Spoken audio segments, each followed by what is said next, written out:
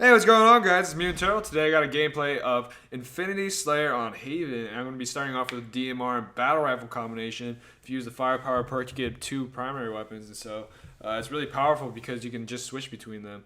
And actually, wait a minute. I'm not going to be using the DMR. And wait a minute. This isn't Haven. It's not Infinity Slayer. And wait a minute. I don't think this is even Halo 4.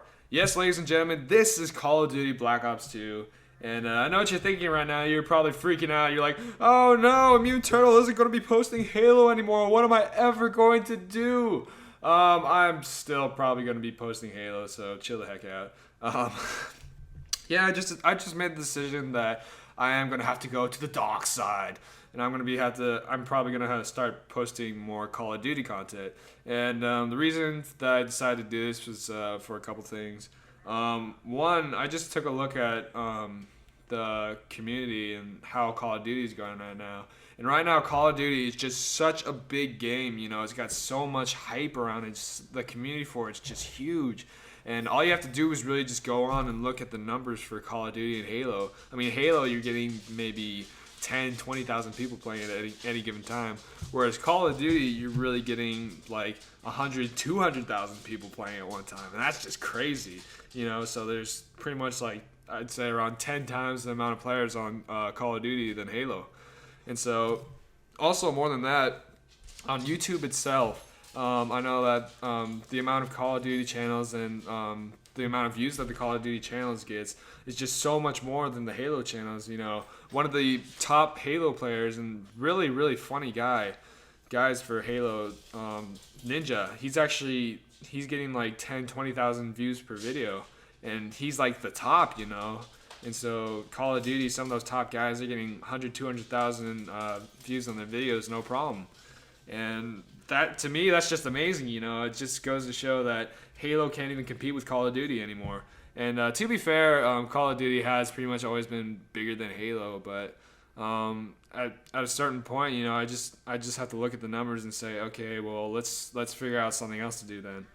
And it's really a shame because I do enjoy playing Halo 4 a lot. And I really like what 343 did with the game. I know some people don't agree with some of the stuff that's going on in the game, but I mean, I have fun playing it. And I can't really say the same thing for Call of Duty Black Ops 2 at the moment. But I do feel like I need to give it more of a shot, and I really didn't give it that because when I first got Call of Duty Black Ops 2, I don't feel like I gave it a very fair shot like I gave Halo. Because when I first started playing Black Ops 2, I started with around a 1.7 kill death ratio. And I just felt like I was getting destroyed. You know, I'd start shooting people before they start shooting me. And I felt like they were just killing me so much faster and I wasn't doing something right. And part of that for me was switching off the SMGs that have been so dominant in the other games and going more towards the assault rifle base.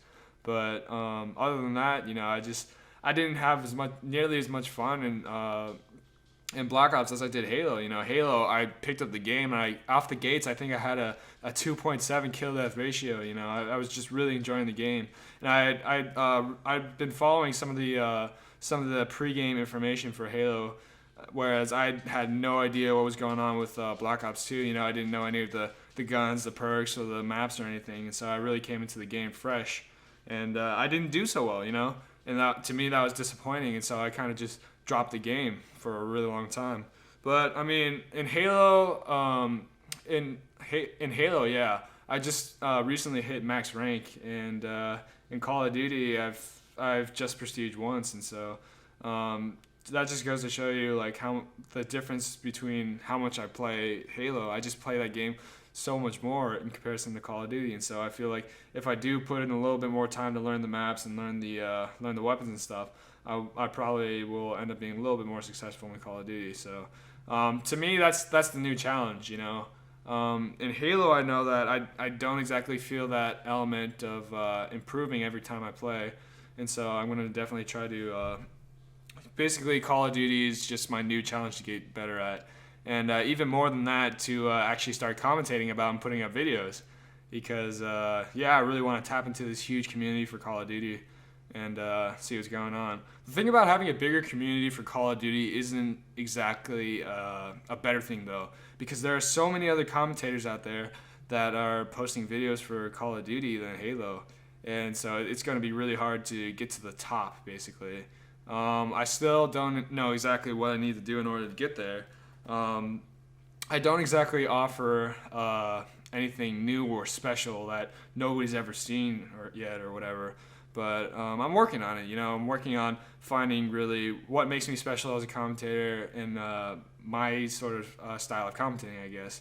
But for now, I'm just gonna make videos, see how they go.